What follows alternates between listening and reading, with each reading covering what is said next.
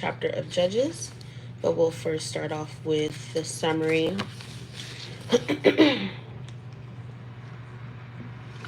All right.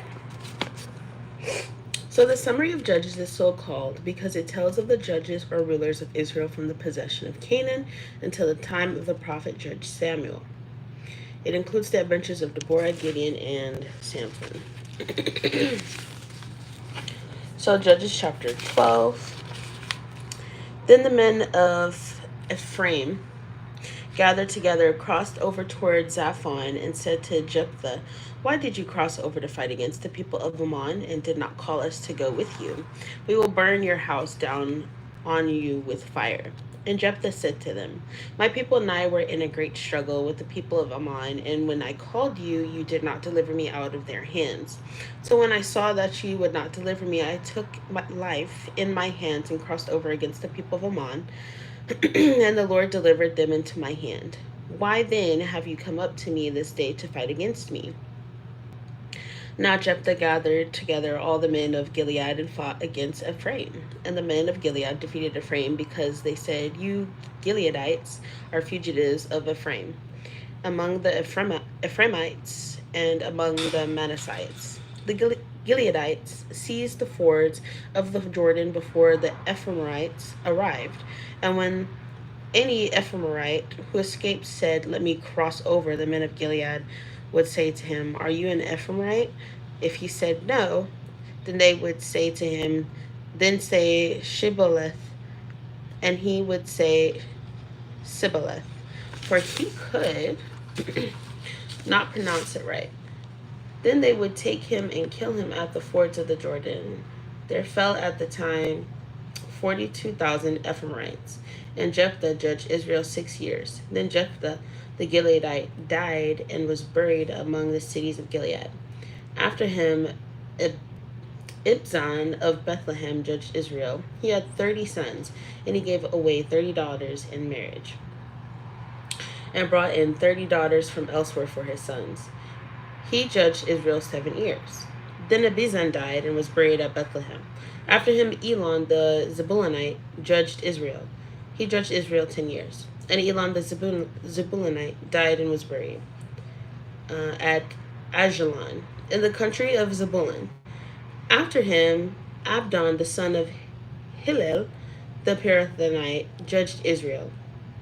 He had 40 sons and 30 grandsons who rode on 70 young donkeys. He judged Israel 88 years.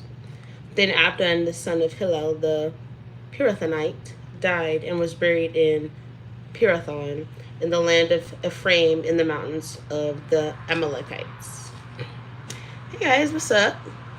How y'all doing? So we just finished reading chapter 12.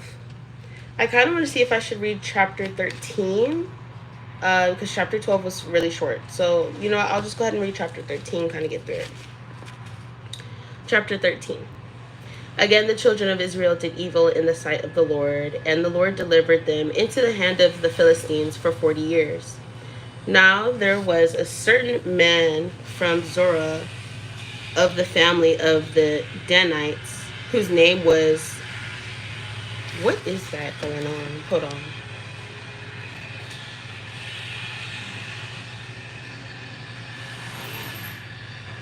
I'm like so nosy. Okay, hopefully the sound is better. We'll start back at verse 2.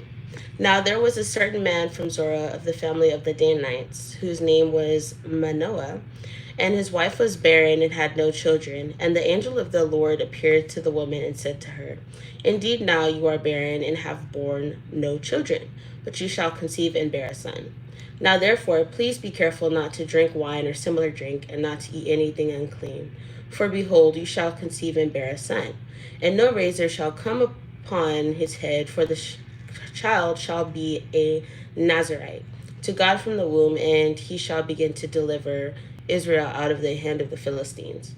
So the woman came and told her husband, saying, "A man of God came to me, and his countenance was like the countenance of the angel of God, very awesome. But I did not ask him where he was from, and he did not tell me his name.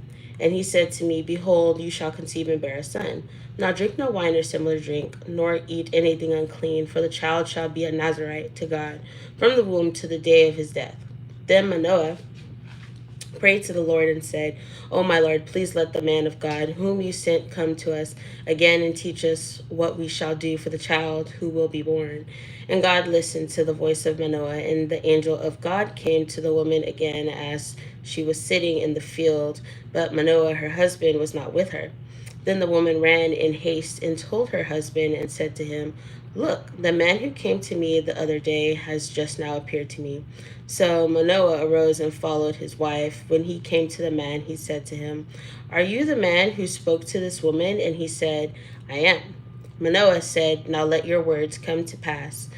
What will be the boy's rule of life and his work? So the angel of the Lord said to Manoah, Of all that I said to the woman, let her be careful. She may not eat anything that comes from the vine, nor may she drink wine or similar drink, nor eat anything unclean. All that I commanded her, let her observe. Then Manoah said to the angel of the Lord, Please let us detain you, and we will prepare a young goat for you. And the angel of the Lord said to Manoah, Though you detain me, I will not eat your food. But if you offer a burnt offering, you must offer it to the Lord. For Manoah did not know he was the angel of the Lord. Then Manoah said to the angel of the Lord, What is your name, that when your words come to pass, we may honor you?